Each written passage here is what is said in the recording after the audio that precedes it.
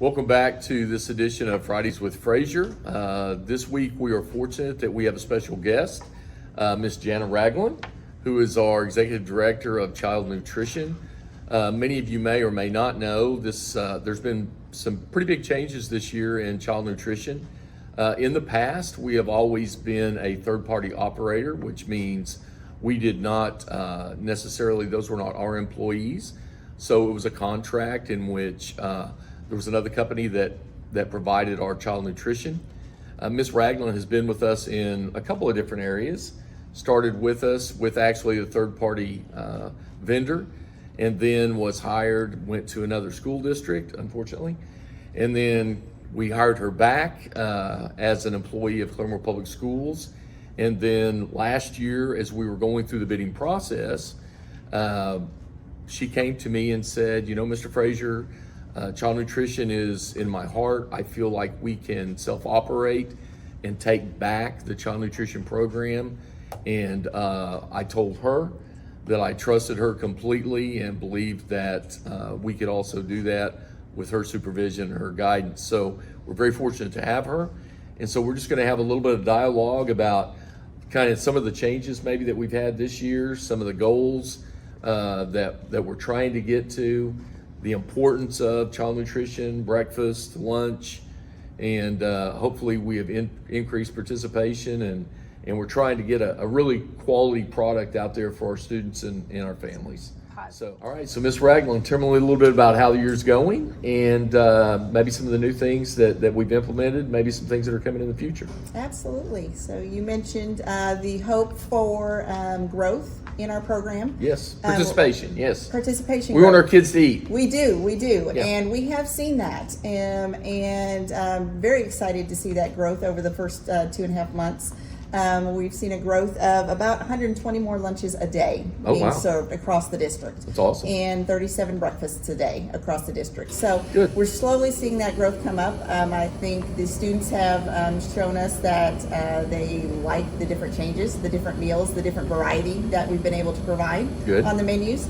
I think one of the biggest and exciting impacts that we've had is introducing our new chef into the program. Yeah. Being able to hire him full-time into our district, and not just having him once a week has been a huge impact into our program. Yeah, so he's a full-time employee, so he's with us 24/7. 24/7, 5 days a week. He is at different sites.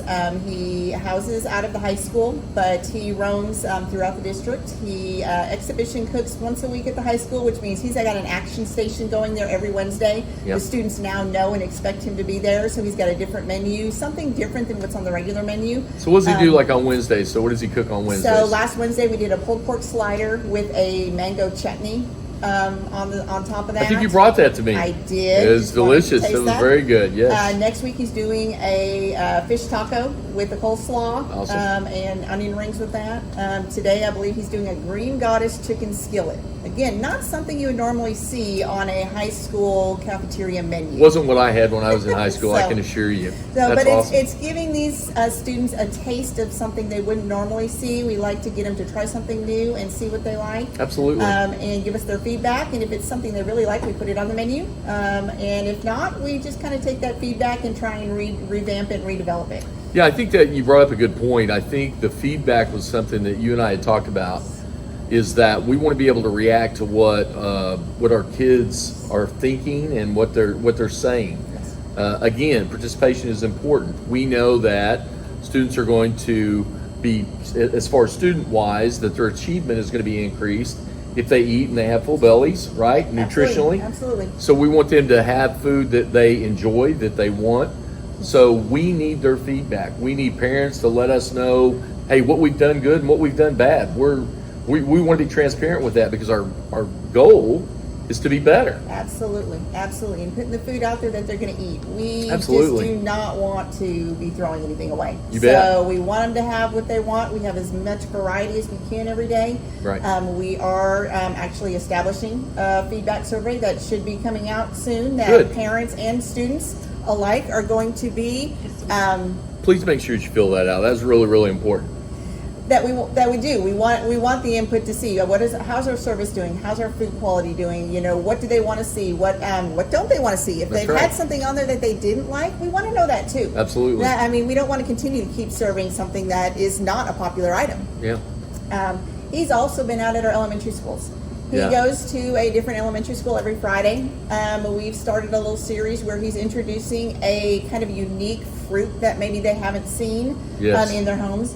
We did like a kiwi. Did you do the kiwi the other day? We did a kiwi fruit. Pretty sure my grandkid said something about a kiwi. It's like, you guys know nothing about a kiwi. Right. Apparently they do. They do now. Yeah. This month we are doing dragon fruit. So, awesome. So Friday will be our first, exposure to some of these students with the dragon fruit. So Good. We're very excited for that. He loves getting out there, passing out the samples. They get to try it, they get to see it, they get to touch it, they get to smell it. Sure. He's got some information fact sheets for them, and then of course just getting around and talking to the kids and seeing what different things they like. I also saw him on YouTube, so I have to admit I'm kind of a foodie, so I enjoy watching cooking shows and listening to him. I thought he did a great job with the pumpkin pancake. Yes, sir.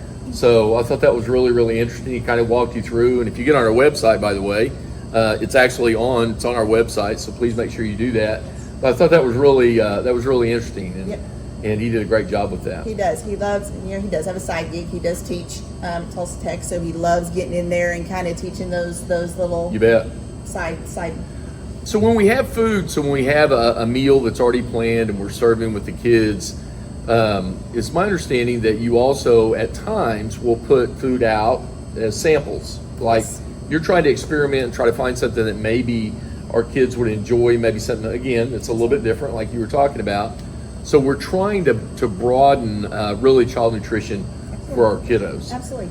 We brought a couple new products in this year. At the high school, we actually brought in a new protein bar product, and as part of that, he took a day and he walked around through the cafeteria and gave samples of that product before we put it on the shelf, just to give them an idea so they didn't have to purchase it before they bought it. Right. Any of our lines, high school, even down to the elementary, if a student sees an item on the line that they've never had before, they're not sure of, if they just want to ask for a sample, we will give them a sample of that to try before they take a tray. Right. We want them to be sure they like it. They're going to eat that tray. They're going to eat that full meal. If not, they can fall back on what they're comfortable with and what that second option is that they want to eat. That's awesome. So anything that they come by through, we want them to taste it. We want them to try it. When he's doing his exhibition cooks, they'll sometimes look at that. They'll see that mango chutney, on that pork slider. They just want the barbecue sauce, but he'll have a little portion cup there and let them try it first. And if they like that, add that on there. So one of the things about child nutrition is the schedule that we create on the calendar. Our start date is always an issue, and it's kind of interesting because really what we're trying to do, and I know a lot of people don't understand this, but we have to carry over our free and reduced applications, and we do that so our students can eat free and they don't without having to go back and reapply. So that's really how the start date of a calendar gets started. The question now would be, so we're at school, they've already done that, but what if all of a sudden they realize I missed the date, I haven't done the free and reduced? Is there anything I can do now? Right, so the first 30 days that carry over from the last year of your free and reduced status carries over. Okay. And so now that we've reached the end of that, which was October 1st, those that did not reapply, those statuses automatically went back to a full paid status. So regardless of that, a family can reapply for free and reduced benefits at any time during the year. Okay, so great. If you missed that deadline, there's still time. The applications are available online at any of the sites. You can pick up a paper form. Okay. It's also on the Infinite Campus Parent Portal, so you can fill it out that way. If at any time during the school year a family status changes, say unfortunately there's a loss of a job or income changes within a household, they can reapply at any time during the year and say there's a benefit change, and we can make that happen, and it's instantaneous. Okay, great. So excellent. So it's an easy process. Absolutely. Okay, very good. Everything about the process is confidential. Especially if you complete it online, nobody else sees, any of the paperwork there. It comes straight through the online process. Of course, anything paperwork-wise, is handled with the utmost confidence within the district also. Absolutely. And it comes straight into our office and is handled and filed confidentially. Sure. So it's really, really important that if you feel like, and here's the thing, even if you don't qualify, I think it's really, really important to go ahead and do the paperwork. You might be surprised, and you might get a reduction of a paid meal. And that matters. And so we want all of our kids to have all the benefits that are possible. Free and reduced also has some other benefits too, but we'll get into that maybe another Fridays with Frazier.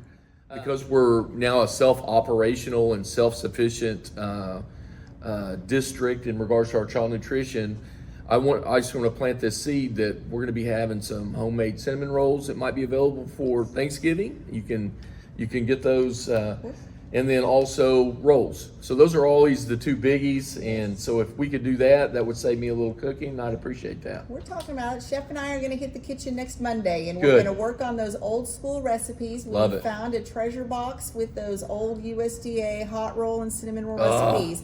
those are And the so best. him and I are going to hit the kitchen next Monday, and we're going to, knead that yeast dough and get in there and see how they turn out. So I love that. I'll let you taste test them. Okay, that's awesome. And we might have some other surprises later on as well.